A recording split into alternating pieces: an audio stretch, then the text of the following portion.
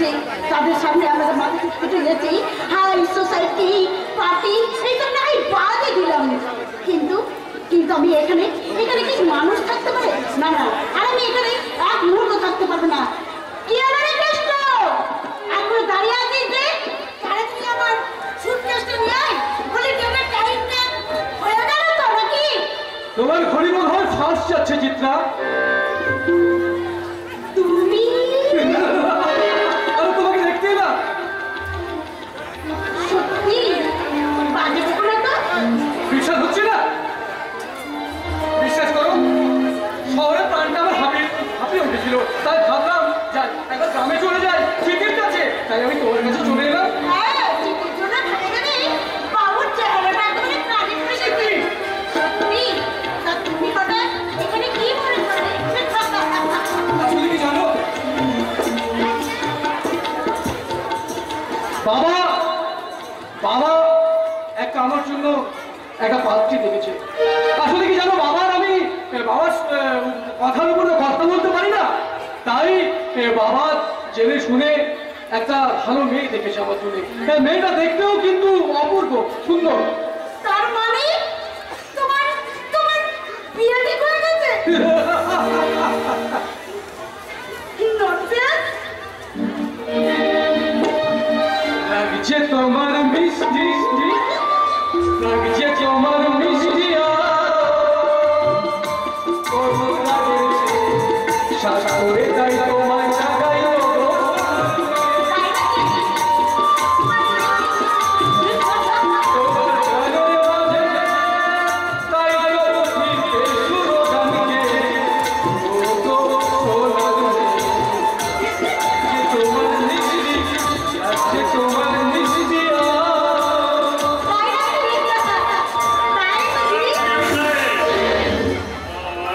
প্রথমটা বুঝতে পারিনি।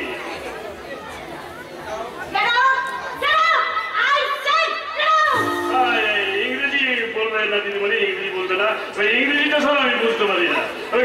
ক্লাস 4 পর্যন্ত বলেছি, তারপর উঁচু স্কুলে পড়া হয়নি, তাই কেউ ইংরেজি বললে আমার চিত্তির একবার অন্ধকার। প্রেসিডেন্ট বাবু বাড়িখানা কিন্তু বেশ বানিয়েছে। আরে এক রাস 2 চাকা ফুটে রয়েছে, মায়েরি কি সুন্দর ফুলগুলো। ইচ্ছে করলে একটা ফুল আপনি নিতে পারেন। নিতে পারি না, পারো না। চিত্রা, তুমি জানো না এই লোকটা কতখানি অসভ্য ছোট লোক, কতটা অপমান করে। ওই ফুলগুলো যা ছুড়ে দাও, ওই ফুলগুলো অসভ্য হয়ে যাবে। বেরিয়ে যাও, বেরিয়ে যাও বলছি, এই লোকটার বাড়ি থেকে বেরিয়ে যাও। বেরিয়ে যাও বললেই তো আমি বেরিয়ে যেতে আসিনি দিদিমণি। আমি সারা কোথায় কাজ বন্ধ করে ভিডিও সাথে দেখা করতে এলাম। বলুন কি বলবেন? আপনি এখানে ভিডিও হয়ে এসছেন, এলে কি হবে? ওই সারা পুরোনোগুলোর মতন ঠিক জায়গায় লাইন লেগেছেন, ঠিক জায়গায় আস্তনা কেটেছেন। তার মানে পুরোনোগুলো এখানে এসে এই প্রেসিডেন্ট বাবুর বাড়িতে সারাটা মারত, চা খেত আর গুজগুজ ফুসফুস করে গায়ের উন্নতি করত। আপনিও দেখছেন সেই রাস্তায় ধরেছেন। না, বেশ করা চলবে না, নতুন রাস্তায় চলতে হবে। সরকার ওদের পাঠিয়েছে কাজ করার জন্য, সারা লাখ লাখ টাকা দিচ্ছে গায়ের উন্নতির জন্য, চাষের উন্নতির জন্য, এটা মনে রাখতে হবে। মশাই পা করে ছেড়ে দিতে হবে না, ওই স্যুট বুট খুলে নেমে আসুন গ্রামের পথে, যান গাঁগুলো দেখে আসুন। গাঁগুলো সব মরে পড়ে আছে, সেই গাঁগুলো মরা গাঁগুলোকে আবার যে বাঁচিয়ে তুলতে হবে স্যার। গ্রাম না বাঁচলে যে শহর বাঁচবে না, তাই তো আমি শহরে বাবুদের বলি ওগো তোমরা সবাই ফিরে এসো, এখানে আমাদের সব কিছু আছে। ওখানে তোমরা যা পাবে না, এই গ্রামে তোমরা তাই পাবে। এখানে আছে মা, মাটি, মানুষ, আশ্চর্য মানুষ। তুমি ওই অমানুষটাকে তুমি মানুষ করে সম্মান দিচ্ছ? তোমার কি একদিন তো সম্মান করতে? অসম্মানের কি দেখলে চিত্রা? কি না দেখলাম তাই বলো তো। চিত্রা, তুমি একজন গ্যাজেট অফিসার, সামান্য একটা ভূত চাষার কাছে তুমি মাথা নত করবে? তোমাকে যা তা বলে গেল আর তুমি নত মস্তকে সেটা শুনলে তুমি কিচ্ছু বলবে না? কথাগুলো কিন্তু সত্যি। ভিডিওই বলো আর ডিস্ট্রিক্ট ম্যাজিস্ট্রেটই বলো, আসলে তারা জনগণের সেবক। আমার বাবা আমাকে অনেক টাকা খরচা করে লেখাপড়া শিখেছেন বলে সরকার আমাকে চাকরি দেয়নি, চাকরি দিয়েছেন মানুষের সেবা করার জন্য, দেশের কাজ করার জন্য। আমরা ভারপ্রাপ্ত অফিসার, জনগণের শুভাশুভের দায়িত্ব আমাদের মাথায়। আমরা যদি দেশের কাজ না করে শুধুমাত্র মাসের শেষে মাইনের মোটা টাকাটা পকেটে নিয়ে নিশ্চিন্ত হয়ে বসে থাকি, তাহলে দেশের মানুষ আমাদের কিছুতেই ক্ষমা করবে না। চিঠি তাই বলে ওই মানুষটা গালাগাল দিয়ে যাবে? কাজ করলে আর কেউ গালাগাল দেবে না, তোমাকে জাদা বলবে। আগের ভিডিও নিশ্চয়ই যাতা কাজ করে গেছেন। ওই রাজকিলটার বিরুদ্ধে তবুও তুমি কোনো প্রতিবাদ করবে না, তাই না? আমার সাহস এই চিঠি,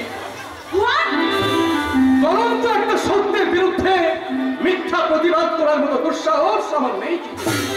তোমাদের গ্রামে ঢুকেই প্রথমে দেখেছি ওই গাছ পাতলা লোকটাকে, দেখেছি নিজে মাটি ভর্তি ছুরি মাথায় করে নিয়ে আগে আগে চলছে, মাটির গন্ধে মানুষটা যেন মাতাল সর্বান্নক্রমে ফিটে গেছে, তবু তবু তার মুখে লেগে আছে অপূর্ব এক হাসি।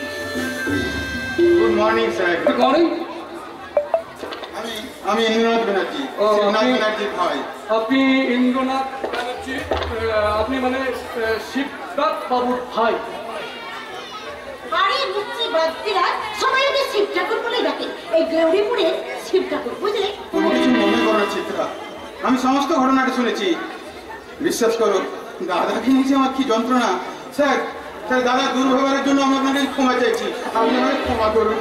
আরে ছি ছি ছি, কি করছেন বলুন তো? আরে মশাই, আপনার দাদা আমাকে এমন কিছু করে জাননি যে যার জন্য আপনাকে আমার কাছে ক্ষমা চাইতে হবে। আর বিশ্বাস করুন মশাই, বিশ্বাস করুন, আমি কিচ্ছু মনে করিনি। তুমি কিছু না মনে করলো, আমি কিন্তু অনেক কিছু মনে করেছি। ও তাহলে তোমার সঙ্গে আরো একটা বিশেষ কিছু হয়েছে, তাই না? কি হয়নি তাই বলো? ওই রাস্তাটা আজ সকালে আমাকে যা তা বলে অপমান করেছি। আরে আরে আমি কি সামান্য মেয়ে? আমি হচ্ছে ক্যালকাটা ইউনিভার্সিটিতে এমএ পাস করেছি, আর ওই লোকটা আমাকে অপমান করে যাবে। ওই অশিক্ষিত কাহিয়া অমানুষটাকে যদি আমি শিক্ষা দিতে না পারি, তাহলে নিজেই আমার শিক্ষা সব কিছু আমার মিথ্যে।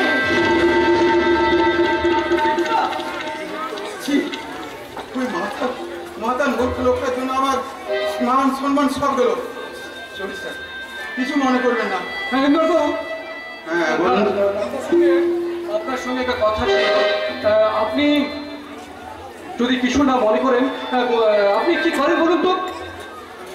আমি এতদিন কিছু করিনি মানে আমার দাদা আমাকে চাকরি করতে দেননি। 2 বছর আগে এম.কম পাস করে বেকার বসে আছি। চান্স অবশ্য অনেক পেয়েছিলাম, কিন্তু ওই যে বললাম আমার দাদা চাকরির গৌরবতী, ওনার ইচ্ছা আমি গ্রামীণ স্কুলে মাস্টারি করি আর নিজের হাতে চাষবাস করি। বলেন কি? হ্যাঁ স্যার, এক বর্ণ মিথ্যা করে বলিনি। কিন্তু আপনি বলুন, লেখাপড়া শিখে কেউ কি চাষবাস করতে পারে? বাজারে ছোটবেলা থেকে আমি শহরের হোস্টেলে লেখাপড়া করেছি, এই পাড়াগান আমার একেবারে ভালো লাগে না। বাজারে দাদা নিজে বিয়ে না করে 1 বছর আগে আমার বিয়ে দিয়েছে। ও মাই গড, শিববাবু এখনো বিয়ে করেননি? না স্যার, আর করবেন বলে মনেও হয় না। কাজে তার পক্ষে যা সম্ভব আমার পক্ষে তা সম্ভব নয়। এই গ্রামের মাটিতে পড়ে থাকলে লাইফটাই আমার স্পয়েল হয়ে যাবে। তাই কালই আমি একটা নতুন চাকরিতে জয়েন করেছি। কোথায়? কলকাতার একটা ব্যাংকে। মন্দার ভাই অসীম আমার বন্ধু, চাকরিটা সেই ম্যানেজ করে দিয়েছে। মহিন্দা, চাকরির আশা তুমি ছেড়ে দাও, আমি অসীমকে বারণ করে দেবো। বাণিজ্য গোষ্ঠীর কারোর সঙ্গে সে যেন কোনো সম্পর্ক না রাখে। কিন্তু বাদ দাও। তোমার দাদা আমার বাড়িতে এসে আমার বোনকে যা তা অপমান করে গেছে। কুমুদ একজন ভিডিও হয়ে এসেছে, কিন্তু ভিডিও হওয়ার অনেক আগে সে আমার পরিচিত। রাস্তায় তো কুমুদকেও যা তা বলে গাল দিয়ে গেছে। তাই অসীমটা চাকরিটা ঠিক বলছে, সে চাকরি তোমাকে দেওয়া হবে না। কুদোর পিন্ডি তুমি কুদোর ঘরে চাপিয়ে দিলে দাদা। ঠিক বলেছো অসীম। আমি বলছিলাম তোমাকে কিছু বলতে হবে না। হ্যাঁ, আরে বিন্দু তুই ভিতরে একটু বিশ্রাম কর। আরে কিছু চিন্তা করিস না, কিছু চিন্তা করিস না, চাকরি করবে নি একদম, এত চিন্তা করিস না। হ্যাঁ, বাড়ি বয়ে যা অপমান করে গেল, তার ভাইকে তুই চাকরি দিবি অসীম? আপনি ঘর করে বলে প্রদীপকে কেউ জ্বালাবে না দাদা।